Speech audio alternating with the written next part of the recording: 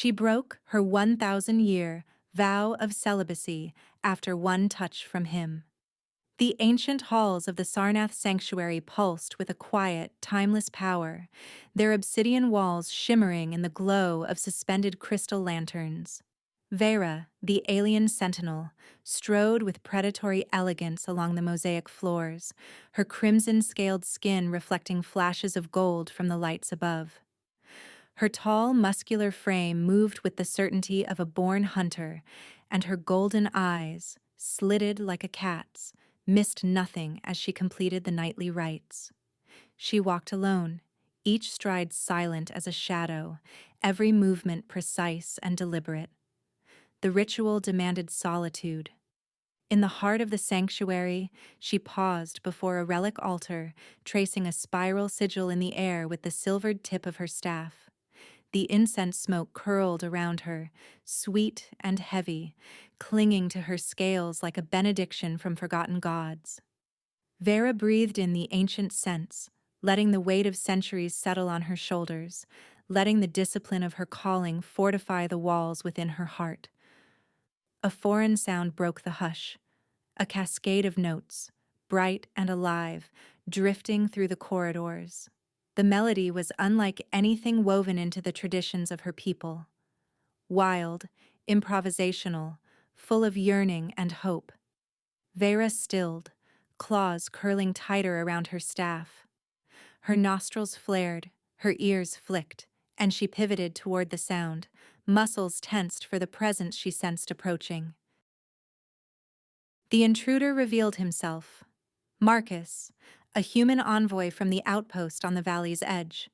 He lingered in the archway, boots caked with dust, an old guitar cradled in his arms. His sandy hair was tousled, his blue-gray eyes shining with both nerves and curiosity as he took in the alien grandeur.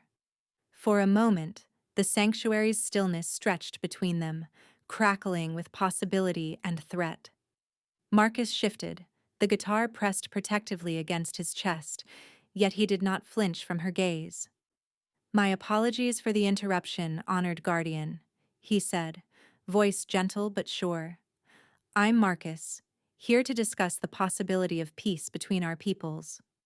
His easy smile softened the lines of his travel-worn face, and Vera felt a flicker of something forbidden, a longing she had buried beneath centuries of discipline. Her tail swayed behind her, restless and uncertain. "You are trespassing," she said, her voice low and resonant, echoing in the sacred space. The words hung between them, as heavy as the obsidian above. Marcus bowed his head in deference, but when he looked up, his gaze was unwavering. "I had to come. Our worlds are colliding, and we are losing too much. Yours and mine. I thought music might open a door words alone could not." He took a tentative step forward, hands empty but for his instrument, the music's echo still lingering. The guitar looked oddly fragile within these hallowed walls. "I only wish to understand. To find a way for us to share this world, not just survive upon it." Vera regarded him, unsettled by the way his presence seemed to unravel her solitude. No human had ever walked these halls, and yet his approach was not that of a conqueror. The air between them vibrated with risk and possibility. "You think your music will change the tide of centuries?" she asked, her tone laced with skepticism and, unwillingly, a trace of hope. "Not change it," Marcus replied, "but maybe redirect it, so we can meet, somewhere in the middle." He moved closer still, careful to keep his posture non-threatening. The strange, twining fragrance of human sweat, rain, and earth mingled with the sanctuary's incense, creating a scent both foreign and tantalizing. Vera inhaled it despite herself, her heart pounding a primal rhythm beneath her armored skin. Marcus knelt at the base of the altar, the guitar nestled against his thigh. He reached out, fingers gently tracing the ancient carvings, spirals, stars, and the stylized forms of Vera's ancestors. His touch was reverent, and something about the gesture unsettled her further. He looked up, blue-gray eyes soft and earnest. "These stories are beautiful," he murmured. "You've kept them alive for ages. I wish we could listen, really listen, to what they're trying to teach us." The sincerity in his words carved a fissure in her resolve. She gripped her staff as if it could anchor her to her vows, but she could not ignore the way he looked at the histories she guarded. Not with avarice, but with awe. "Your music," she said, surprising herself. "It holds a warmth I have not known in ages." Marcus's smile was hesitant, vulnerable. "Music bridges every gulf," he replied, lifting his guitar again. He strummed softly, and a new melody bloomed in the air, gentle, yearning, its resonance threading through the stones, the carvings, the very air. Perhaps that's where we start, not with rules, but with empathy. Vera found herself drawn closer, unable to resist the gravity between them. Her footsteps were soundless, her pulse thundering in her ears. She watched his hands move over the guitar, saw how his eyes reflected the lamplight, a mirror to emotions she had forgotten were possible. Their gazes met over the guitar's body, and in that moment, she saw reflection and yearning, her own desires mirrored in his eyes. She tried to resist. This cannot be. But the music was a spell, making her vows feel brittle, ready to break at the gentlest touch. In the hush that followed, with only the trembling notes between them, Vera realized the sanctuary had already changed. The forbidden longing in her heart was no longer silent. Days passed in a haze of anticipation. Marcus was given a guest room in the sanctuary's outer wing, his presence a constant ripple in Vera's carefully ordered world. Each morning she would catch fleeting glimpses of him navigating the winding hallways, his steps careful but assured, his gaze full of curiosity and wonder as he studied every glyph, every relic, as though he could decipher the secrets of her people with patience alone. The air between them grew charged, every encounter a delicate dance of distance and longing. By day, Marcus met with Commander Schur, the sanctuary's chief warden. Schur stood as a living wall of skepticism, his scaled armor gleaming like hammered bronze, his movements deliberate and disciplined. The commander's golden eyes never left Marcus's face, assessing, searching for hidden motives behind every word. The negotiation chamber was vast and echoing, dominated by an oval table of volcanic glass. Elders watched in silence, their robes whispering against the floor as they shifted restlessly. "Human settlements edge ever closer," Schur intoned, his voice resonant as a temple gong. "You ask for peace, but why should we trust those who trespass and take?" Marcus met the commander's stare without flinching. "Because we are tired of the taking," he replied, voice steady, hands folded atop his knee. "We seek a new beginning, one where we learn from your wisdom, and you benefit from our technology. We can survive, together." The talks were formal, the air thick with suspicion. Yet Vera, concealed behind an intricately carved lattice, could not tear her attention away from Marcus's fervent words. He spoke not with the arrogance of an invader, but with the humility of a man who knew the weight of history and the cost of mistakes.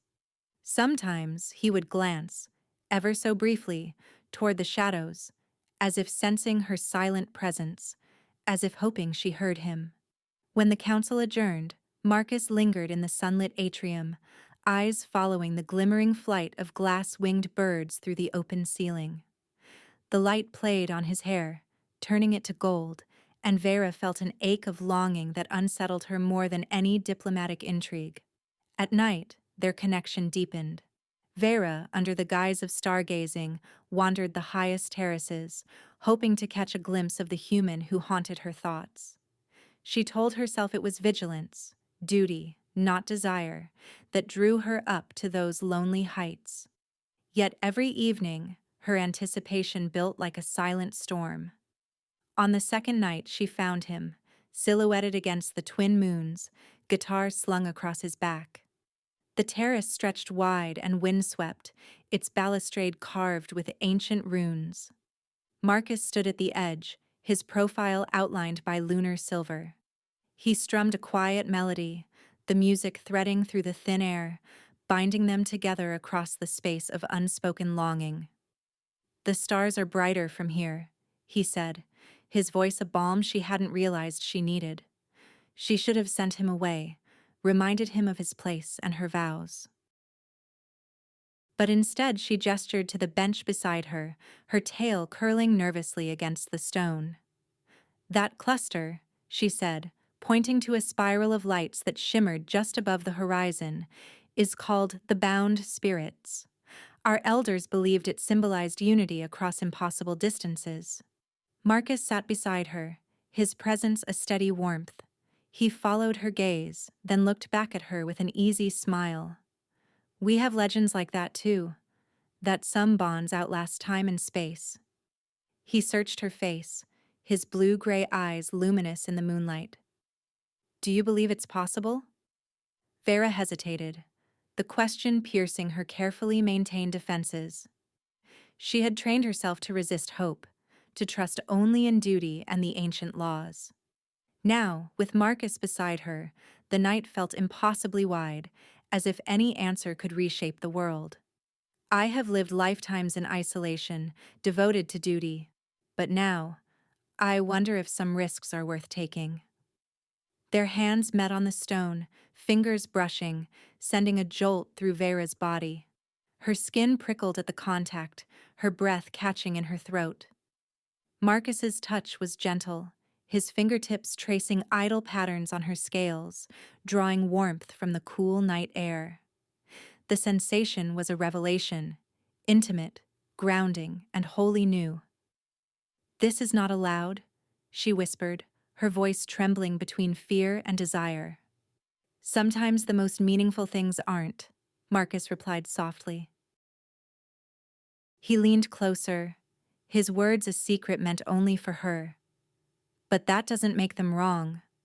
They sat in silence, hands entwined beneath alien stars, crossing a threshold neither could retreat from. The moons bathed the terrace in silver blue light, the world shrinking to the charged space between them. The pulse of the sanctuary faded, the burden of history receding until only this moment remained, fragile and sacred. Their secret meetings became a ritual more sacred than any ceremony. Each night, Vera's anticipation grew sharper, her duties feeling heavier, yet easier to bear, knowing she would find Marcus waiting.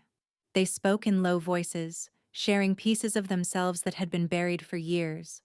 Marcus told stories of distant cities, of rain-slick streets and music echoing through forgotten tunnels, of the family he'd left behind and the dreams that still tugged at him. His laughter, roughened by weariness, became a melody she craved. In return, Vera shared her burdens of tradition, the relentless expectations, the loneliness of command, the weight of being the last in a long line of sentinels.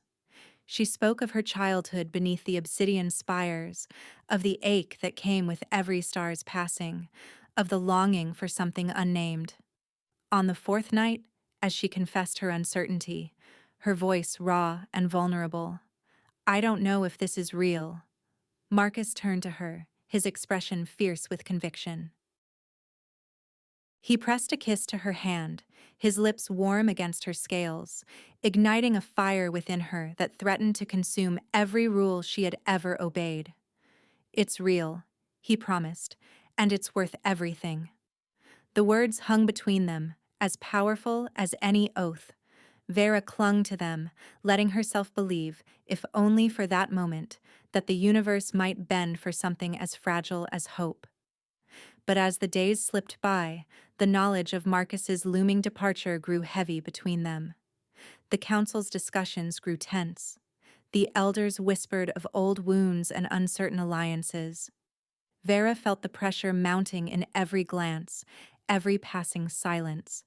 She saw it in Marcus's eyes too, the knowledge that soon, the world would reclaim him, and their sanctuary would become memory. On the fifth dawn, as they lingered on the terrace, the night's last shadows fading from the world, Marcus squeezed her hand. His thumb traced gentle circles over her knuckles, grounding her in the present. His voice was quiet, but unwavering. No matter what they say, don't let them make you doubt us. Some things are worth any cost.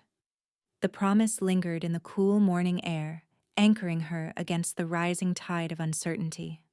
Vera drew strength from his words, and as the first light painted the horizon, she vowed silently to fight for what they had found, no matter the cost. The formal council met in the sanctuary's heart, sunlight refracting through crystal panels. Vera stood at her post, mask of composure in place, but her heart beat in rhythm with Marcus's presence across the chamber. She could feel the tension radiating through the air as surely as the golden shafts of morning light. The assembly hall was a theater of expectation, elders robed in ceremonial white, their faces carved with history, junior wardens watching, eager and anxious, Commander Schur standing to the right of the dais, his expression a fortress of suspicion. Across the marble expanse, Marcus straightened the cuffs of his jacket, blue-gray eyes betraying a flicker of nerves before settling on the council with determined clarity. Marcus presented the humans' proposals, his voice clear and persuasive. He described opportunities for trade, technology sharing, and mutual protection against the valley's dangerous storms. Each sentence was measured, deliberate, his accent foreign yet earnest, echoing off obsidian pillars. The elders listened in stony silence, their features unreadable, while Vera felt every word as if it brushed her skin. Trust is not easily given, Marcus concluded, but if we begin today, with small steps, I believe our peoples can flourish together. Sure, ever vigilant, challenged him. The commander's golden eyes narrowed, his tail flicking with agitation. How can we trust your people not to exploit our trust? His voice rolled through the hall, sharp as a blade. History is a ledger of broken promises. Tension crackled. The air thickened with unease. Marcus's shoulders tensed, and Vera saw the hint of hurt behind his calm. He answered, I can't erase the past, but I can show you a different future, one where we choose respect, every day. Judge us not as one faceless mass, but as individuals willing to prove ourselves. A murmur ran through the assembly, some skeptical, others uncertain. The balance teetered. Vera made her choice. She stepped forward, breaking centuries of impartiality. The marble was cool beneath her talons as she moved into the halo of sunlight at the chamber's center. All eyes turned, startled by her breach of protocol. If I may, she began, her voice ringing clear, I believe we must consider more than just agreements. Sometimes, trust is built one soul at a time. Silence pooled around her words. She met Marcus's gaze across the chamber, a current passing between them. Brave, vulnerable, unbreakable. She moved to the center, the ceremonial staff a weight in her palm, her scales shimmering gold in the fractured light. True peace requires courage, not just in words, but in the bonds we form. The council rippled with reaction. A few elders frowned in disbelief, others exchanged uneasy glances.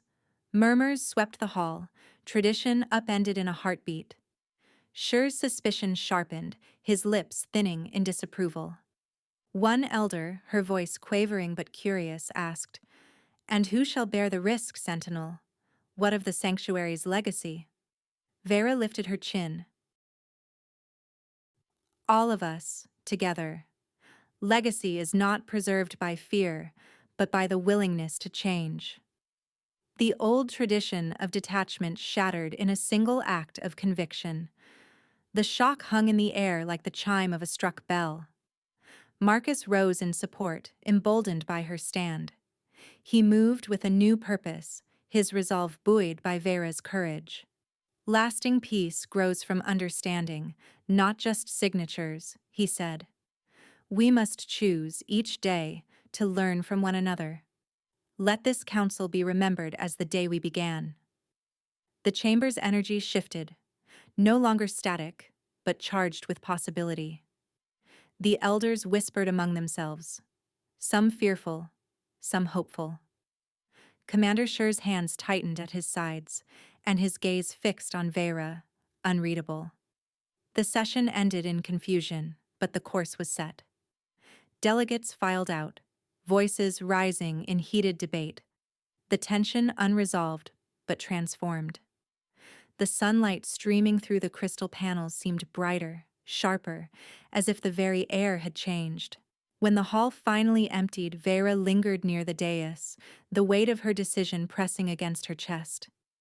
Footsteps echoed, measured, heavy with purpose. Commander Shur approached, his armor catching the fractured light. He stopped before her, his tone brittle with disappointment. Your duty is neutrality. Today, you chose otherwise. Vera faced him, meeting his gaze without flinching, though her heart raced. My duty is to serve the sanctuary and our people. But if we are to survive, we cannot hide behind old walls forever. Shur's jaw worked, his eyes searching hers for weakness. Do you think he will stay when the cost becomes clear? Or will you be left to pay it alone? Before she could respond, Marcus appeared, his presence a shield. He moved quickly, intercepting the tension, offering a smile that was both disarming and sincere. Commander Shur, I hope to discuss our agricultural exchange. Shur's suspicion solidified. He turned to Marcus, the lines on his face deepening. Perhaps we should discuss what's truly being exchanged. His words hung in the air, heavy with implication, before he stalked away, his boots echoing on the marble. After Shur departed, Marcus turned to Vera. He reached out, hesitant at first, then took her hand in his, grounding her with his steady warmth. Are you all right? She let out a breath she hadn't realized she was holding, her composure trembling. I'm not sure, she admitted. The confession tasted foreign on her tongue, raw and honest. I've never put my heart before my role. Marcus's grip tightened, his thumb tracing a gentle circle over her scales. Then we'll face whatever comes, together, he promised, his eyes steady and sure. He drew her closer, their hands entwined, a lifeline against the coming storm. In that uncertain silence they found strength not in tradition, but in each other. The truth came to Vera in her private quarters, delivered by Melis, the scarred leader of the resistance. The sanctuary was silent, shadows long on the stone, the faint scent of incense curling beneath the carved doors. Melis stood in the half-light, her scales dulled by age and hardship, a jagged scar cutting through one brow. She spoke with the weight of history in her voice. Your lineage, she revealed, her words measured and unflinching, didn't just serve the Sarnathi dominion. They founded it. Your exile here was a political sentence, disguised as sacred duty. Vera's world fractured at the edges, reality shifting beneath her feet. Her mind reeled, struggling to reconcile the honored tales she'd been raised on with this brutal revelation. All the years of unwavering service, the burdens she had carried as the sanctuary's sentinel, felt suddenly hollow, built not on sacrifice, but on conquest and blood. The sacred halls, the rites, the vows, they were a cage. The sanctuary was her prison, and Shur not just protector but warden, assigned to watch and contain her. She gripped the edge of her desk, claws digging into the stone. No, she breathed, shaking her head. That cannot be. My family, we were chosen for our devotion, our strength. Melis stepped closer, her gaze unwavering. That's the story they let you keep. The truth is darker. The council feared your bloodline, your power, your ability to inspire. The sanctuary keeps you isolated, a relic behind glass. The accusation cut deeper than any blade. Vera's scales prickled with betrayal, the air around her thick with the ghosts of ancestors she had never truly known. "All this time," she whispered, "my duty was a sentence." Marcus stood beside her, unwavering. He had come at Milas's summons, his presence a pillar in the swirling storm of Vera's thoughts. He crossed the room, his voice gentle but firm. "This doesn't define you. It doesn't erase what we've made together." Vera's hands trembled, her breath shallow. She turned to Marcus, searching his eyes for some anchor in the rising tide of truth. "I am a symbol, Marcus. To them, I am a warning. Never a leader. Always a lesson." He stepped closer, his hand finding hers. "They can't decide who you are, not anymore.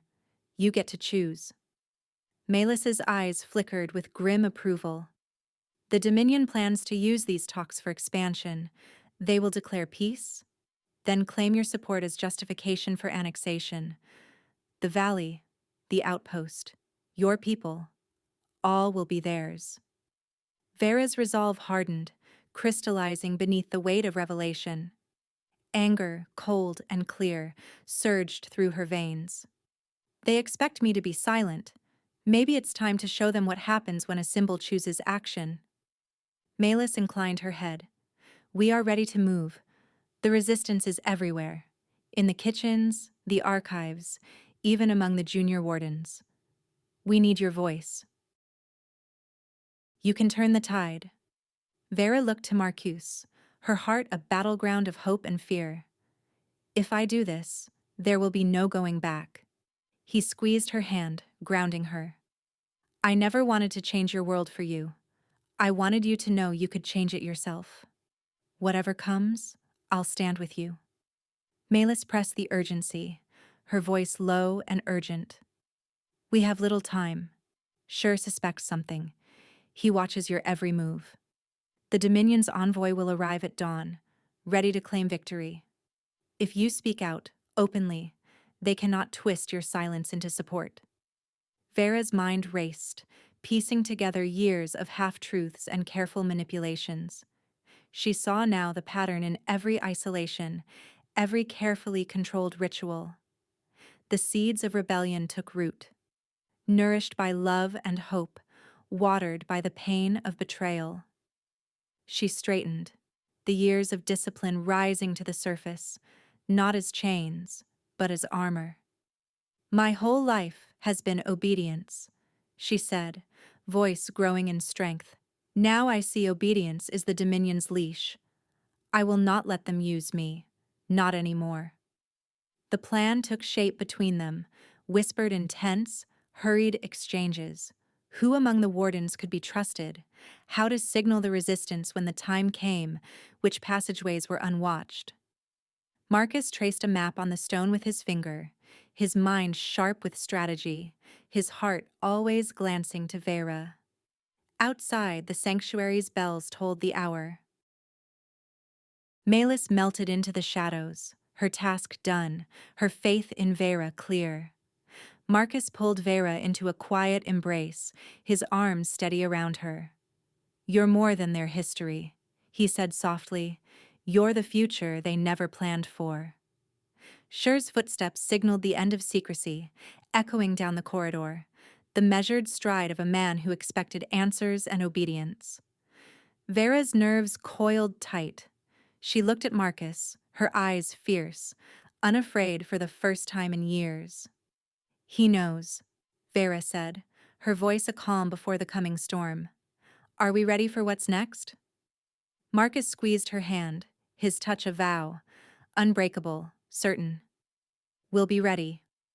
They stood side by side as the door creaked open, resolve forged anew, and waited for whatever fate the dawn would bring. At dawn, Shur and the Dominion's envoy, Talion, confronted Vera with charges of betrayal. The sky outside the sanctuary burned pale gold, illuminating every tense face, every glint of armor. The council hall's grandeur had become a theater of accusation. Shur, rigid in his ceremonial plates, stood to Vera's right, while Talion, tall, cold-eyed, his violet cloak bearing the Dominion sigil, read the charges aloud with chilling finality. Vera, of the first bloodline, Talion declared, voice echoing against obsidian pillars, you stand accused of consorting with enemies of the Dominion, of plotting insurrection, and of abandoning your sacred post. Shur's golden eyes, once mentors and sometimes friends, were now shuttered windows. Your actions have imperiled all we built. Have you nothing to say? The mask was off. The cost of defiance was clear. Around them, guards bristled with shock batons, while elders whispered fearfully, their faces shadows behind their veils. Vera's heart thudded not with fear, but with new, hard-won strength. The truth of her heritage and the fire of rebellion burned in her chest. She stood tall, voice steady as she met their accusations head-on. I chose love over blind loyalty. I chose truth over convenient silence. If that is treason, then perhaps the Dominion must change, not I. A stunned hush followed. Talion's lips curled in disdain. You would risk everything for the sake of sentiment. Not sentiment, hope, Vera replied, her golden eyes blazing. Hope that we can be more than what you make us. A door slammed open at the hall's edge. Marcus and Malus strode in, flanked by rebels, wardens whose sashes bore secret marks, kitchen workers, even scholars clutching forbidden texts. Marcus's expression was fierce, every line of his body radiating defiance. The human outpost withdraws from talks, Marcus announced, his voice carrying to every corner of the chamber. We stand with the Sentinel. Malus lifted her chin, scars gleaming in the dawn. The Dominion's lies end here. We will not be pawns in your conquest. For an instant, the room was held in breathless stasis, then chaos erupted. Dominion soldiers surged forward, weapons raised, voices barking orders. Shur's troops tried to encircle Vera, but the rebels moved as one, forming a protective ring. Vera's training took over. She swept up her ceremonial staff, parrying a guard's baton and knocking him aside. This way, she called, leading Marcus, Malus, and the rebels toward the sanctuary's shadowed corridors. They raced through passageways Vera knew by heart, evading patrols and doubling back to mislead their pursuers. The sanctuary shuddered as alarms blared, crimson warning lights strobing across the ancient mosaics. Every step was a leap between past and future, the Sentinel no longer a prisoner, but a leader breaking her own chains. They reached the base of the sanctuary's oldest tower. Vera paused, breathless, at a door inset with spiral glyphs.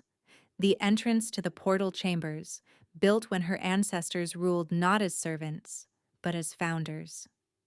Malus pressed her hand to the glyphs, her voice urgent. Can you open it?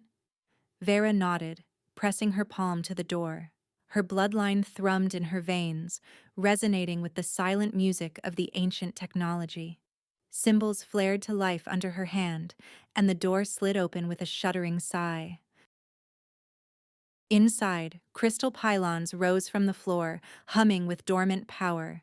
The air tingled with static, the sense of old magic awakening. Marcus gazed at the machinery in awe. Can you really make it work? Vera met his eyes, hope and fear warring within her. I was taught the rights, but never allowed to use them. My family's legacy, locked away. She moved to the central pylon, laying her hands on its surface. Now, I claim it. Shouts rang from the corridor. Shur's voice, desperate and furious. Vera, stop. You don't know what you're doing. I know exactly what I'm doing, she called back, her voice ringing with conviction. She closed her eyes, letting memory and instinct guide her. Her scales glimmered as ancestral energy surged through her, the portal humming with life. Old words rose to her lips, a chant in the first language, spoken by the founders. The chamber shook, light spilling from the pylons, arcing between them in brilliant streams.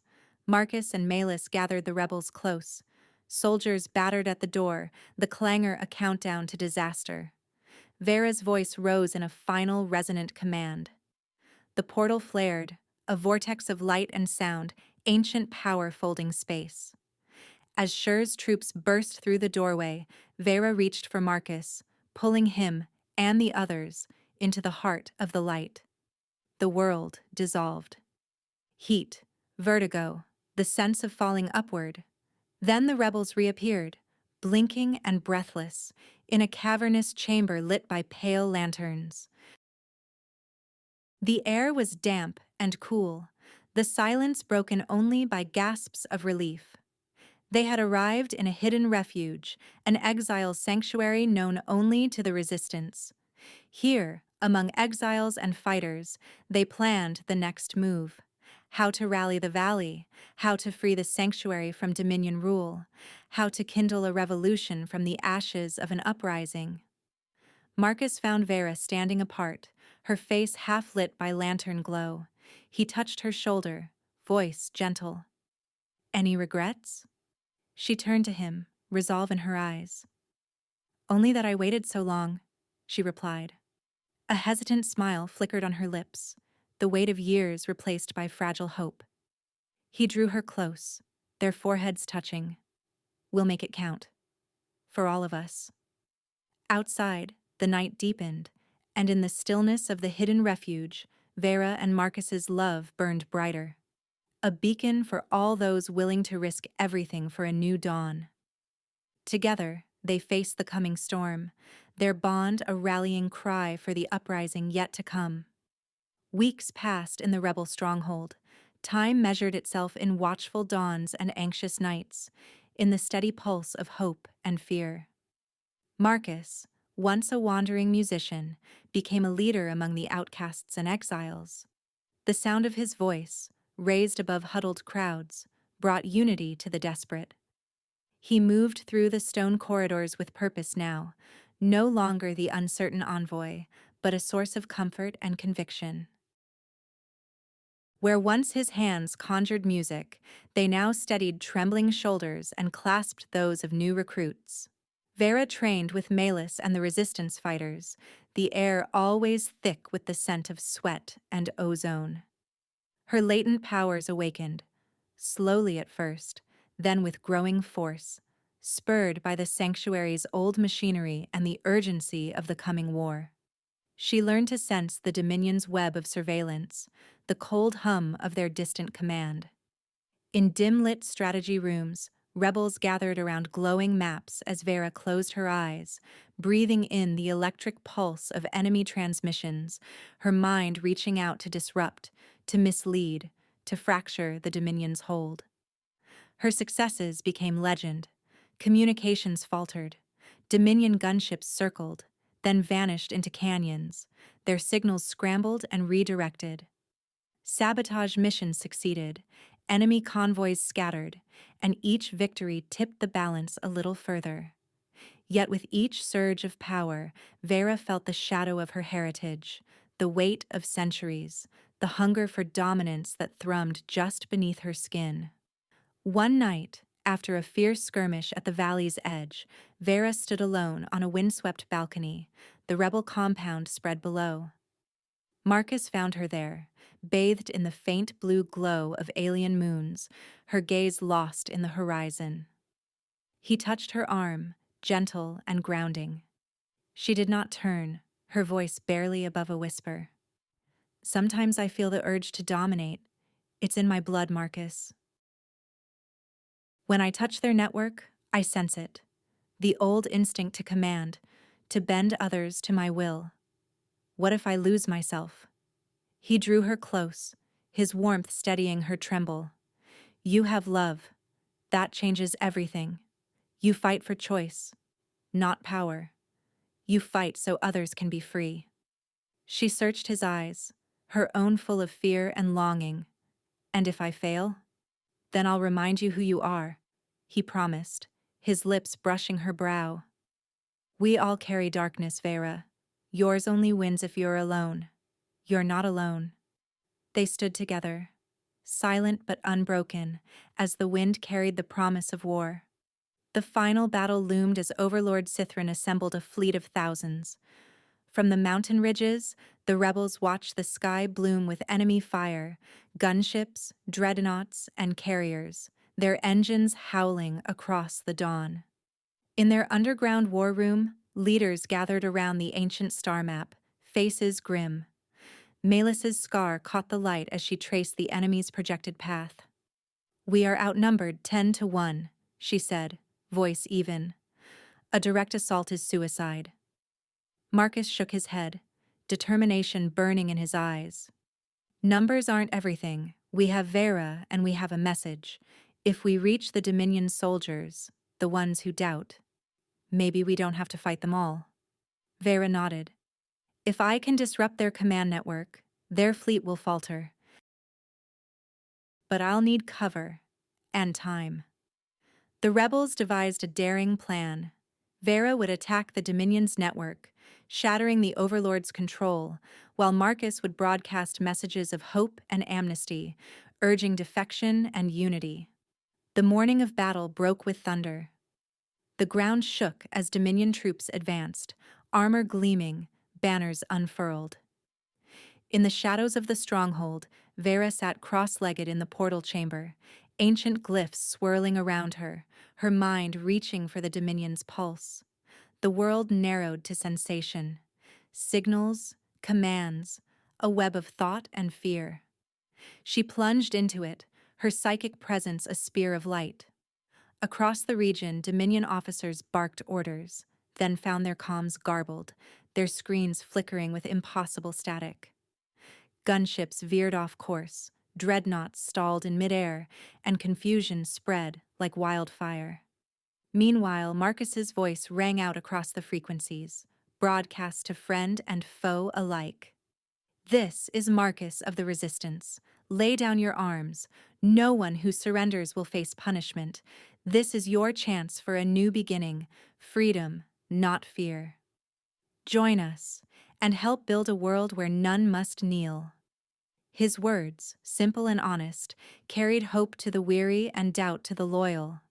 Some Dominion officers hesitated, others lowered their weapons, looking to their comrades for guidance. Defection spread like cracks in glass. Vera's mind danced at the heart of chaos. She felt the Overlord's fury, a vast cold presence lashing out across the network, rallying what remained of his loyalists. Sithrin's flagship hovered above the battlefield, a city of steel and malice. Vera focused all her will on the Overlord's ship, her thoughts threading through its shields, its engines, its control centers. Sithrin tried to block her, but her power had grown. She seized the ship's core, turned its vast energy inward. In a blinding burst, the flagship shuddered, its shields collapsing in on themselves, its engines roaring with contained fury. For a moment the sky burned white, then the Overlord's ship vanished in a thunderous implosion, shards of metal raining harmlessly to the valley below. With the tyrant gone and the Dominion in chaos, the rebel forces surged forward. Surrender flags rose. Some Dominion soldiers fled, others joined the rebels, casting aside old banners. Cheers echoed through the ravaged hills as the last enemy gunship touched down and its crew emerged, hands raised. Victory tasted of exhaustion and disbelief. The rebels gathered in the sanctuary's throne hall, the seat of old power, now a crossroads for the future. Marcus and Vera entered together, their hands joined. The new council, former rebels, exiles, even former Dominion officers who had chosen peace, waited for them. Vera bowed her head. "This place was once a prison. Let it be a beacon now. The portal that divided us will unite us." Together they transformed the portal chamber, stripping away the symbols of domination. The crystal pylons, once tools of exile, became the heart of a new alliance. Marcus's music filled the hall as saplings were planted, soil spread by hands that once bore weapons. The rebels and former enemies worked side by side, the chamber blooming into a living garden. 5 years later, the hall was lush and green, sunlight dancing on the petals of alien flowers. The Dominion was gone, replaced by a voluntary alliance of worlds, each voice heard, each world sovereign. Vera and Marcus's love, once forbidden, had become the foundation of a new order. Their psychic bond was legend, a symbol of hope, unity, and the promise that power, when rooted in love, could heal what conquest had broken. In the twilight beneath the transformed portal, Marcus cupped Vera's face in his hands. "Did you ever think we'd come so far?" She smiled, her eyes shining. "You gave me the courage to try. Together, we kept the promise of the revolution." Their kiss beneath the arch was more than personal. It was the heart of a new era, proof that love, once forbidden, could change the fate of worlds. That's the end of the story. Please do not forget to subscribe to our channel, like the video, and write in the comments what you liked most about this story. Our team will be very grateful to you. You can find even more fascinating stories on our channel. See you in the next video!